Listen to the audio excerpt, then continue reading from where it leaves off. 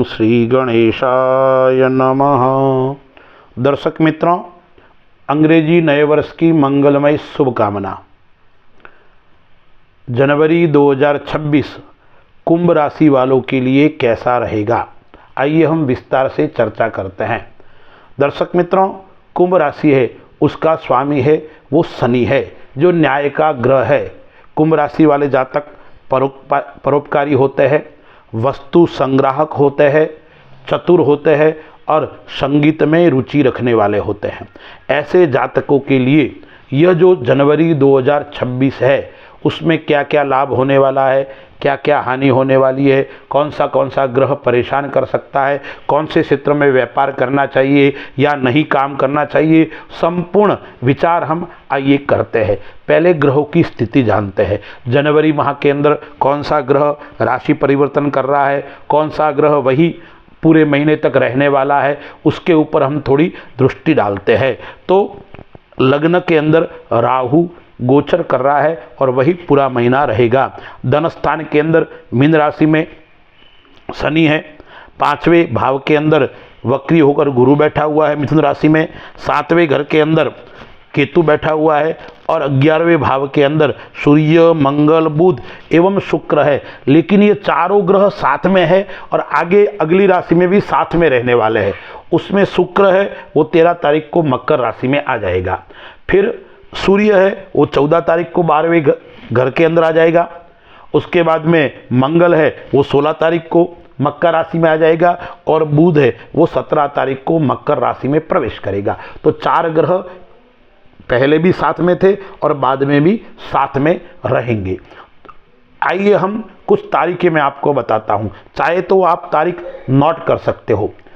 Aquarius राशि वाले जो जातक है उन जातकों के लिए, ऐसे व्यक्तियों के लिए मैं जो तारीख बता रहा हूं आपको, यह तारीख आप नोट कर लो। इन तारीखों में आपको कई प्रकार की समस्याओं का सामना करना पड़ेगा, कई प्रकार के उतार चढ़ाव देखने को मिल सकते हैं। बना हुआ काम बिगड़ सकता है या आप अंत तक पहुंच गए हैं, आपको सफलता मिल गई है, लेकिन एकदम कोई ना कोई आपकी जीवन साथी की समस्या उत्पन्न हो सकती है। इस प्रकार की घटनाएं आपके साथ में घट सकती है। तो कौन सी तारीख है?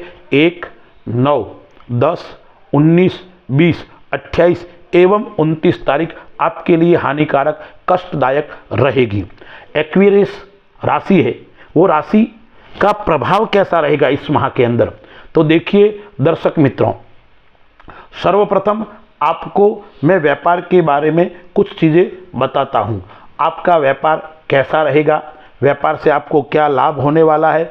तो सर्वप्रथम व्यापार, वित्तीय खुशियां यानी धन की खुशी आपके लिए अच्छी रहेगी। धन आपका निरंतर आता रहेगा। धन के अंदर जो रुकावटें आ रही थी वो रुकावटें धीरे धीरे आपकी समाप्त हो जाएगी।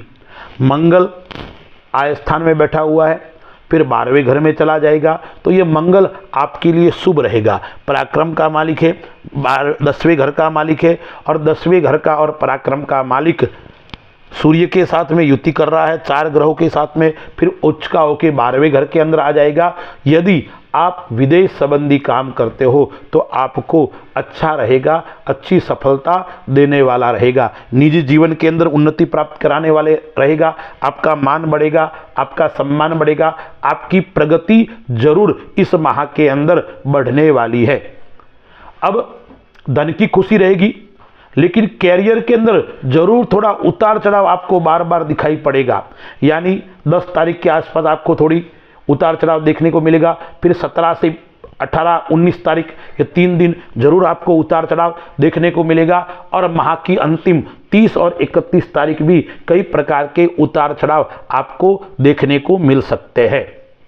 तो व्यापार की दृष्टि से यह समय उतार चढ़ाव वाला जरूर रहेगा, मिश्रित फल देने वाला जरूर रहेगा। लेकिन यदि आप प्रॉपर्टी का काम करते हो, भूमि भवन का काम करते हो, उसके अंदर जरूर आपको थोड़ी सावधानी रखनी पड़ेगी। उसके अंदर आपको 1-2 प्रकार की समस्याएं आपको हो सकती है। कोई गलत सौदा आपके पास में आ जाए और उसके अंदर कोर्ट कचहरी का विवाद चल रहा हो तो आप को दौड़ भाग ज़्यादा करवाएगा। इसलिए यदि भूमि भवन संबंधी काम करते हो तो आपको थोड़ा ध्यान रखना पड़ेगा। आप टेक्निकल जॉब करते हो या टेक्निकल कार्य करते हो तो कोई चिंता करने की आवश्यकता नहीं है, या इलेक्ट्रिक, कंप्यूटर, मशीनरी संबंधी काम करते हो तो आपको यह श्रेष्ठ और उत्तम फल देने वाला महीना रहेगा।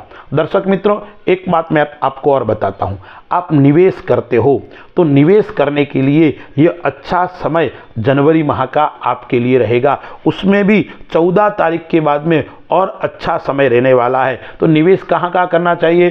शेयर मार्केट में आप निवेश कर सकते हो, या धातु, लोहा, चांदी, तांबा, पित्तल, उसके अंदर भी आप निवेश कर सकते हो। यह निवेश आपके लिए उत्तम और श्रेष्ठ रहेगा, धन को प्राप्त कराने वाला निवेश रहेगा।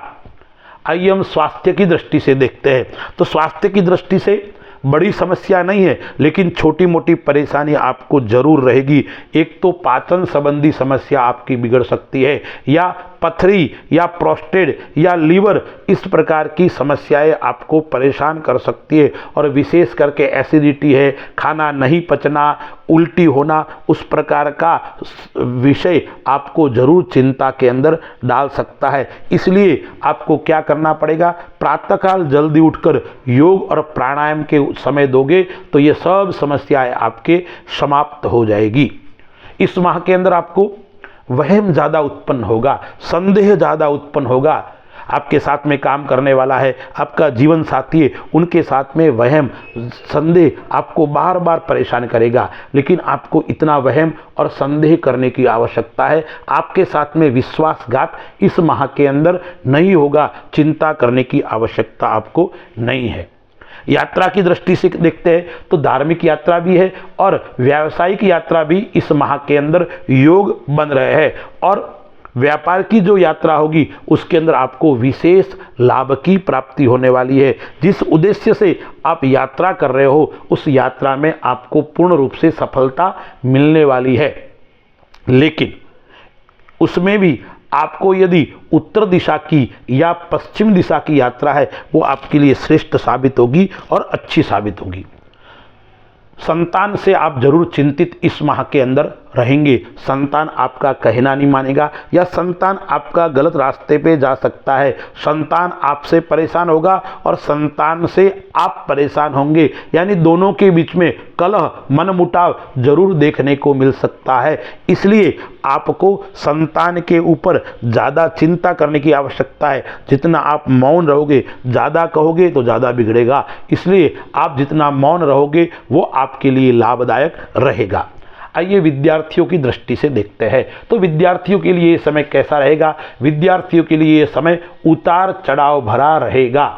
एक तो विद्यार्थियों को एकाग्रता की कमी रहेगी, मन नहीं लगेगा।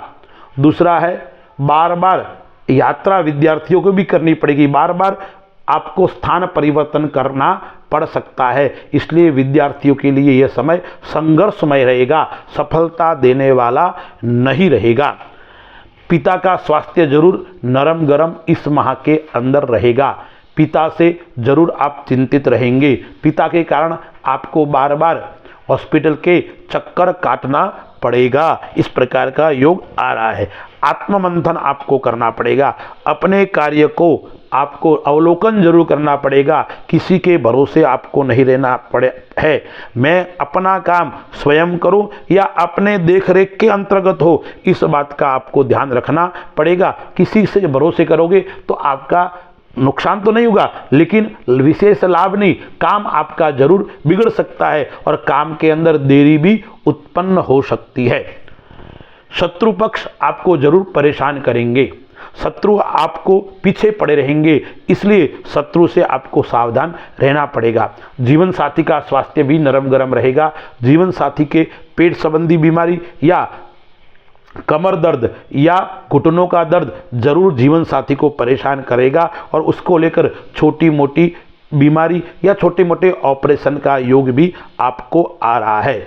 यदि आप सरकारी सेवा के अंदर कार्य करते हो तो आपके लिए स्थान परिवर्तन का योग आ रहा है, प्रमोशन का योग आ रहा है और आपके कामकाज को देखकर लोग प्रभावित होंगे और आपका मान सम्मान भी बढ़ेगा, ऐसा योग आ रहा है। छोटे भाई बहन से थोड़ा तनाव रहेगा। किसी की गवाही इस माह के अंदर आपको नहीं देनी है, यानी कोर्ट कचहरी पुलिस आदि से थोड़ा आपको दूरी बना के रखनी है।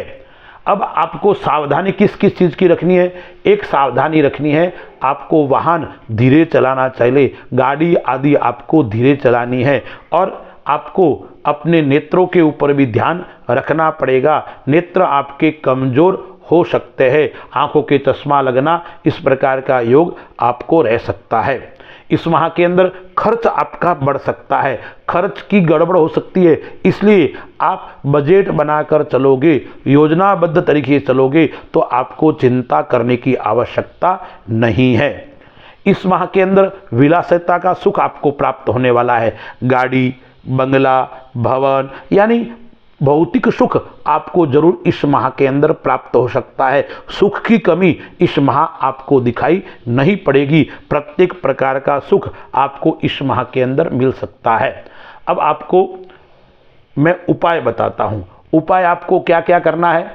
एक तो आपको अपने इष्ट देवता का, अपने कुल देवता का पूजन और यजन करना है और प्रातःकाल जल्दी उठकर स्नान आदि कर सूर्योदय से जितना जल्दी उठोगा इतना आपके स्वास्थ्य के लिए और आपके स्वयं के लिए उन्नतिदायक रहेगा। और सूर्योदय से पूर्व उठकर कोई भी माता जी का मंदिर हो वहाँ जाकर माता जी के दर्शन करो और माता जी को पुष्प अर्पण करो, आपके लिए श्रेष्ठ और उत्तम रहेगा।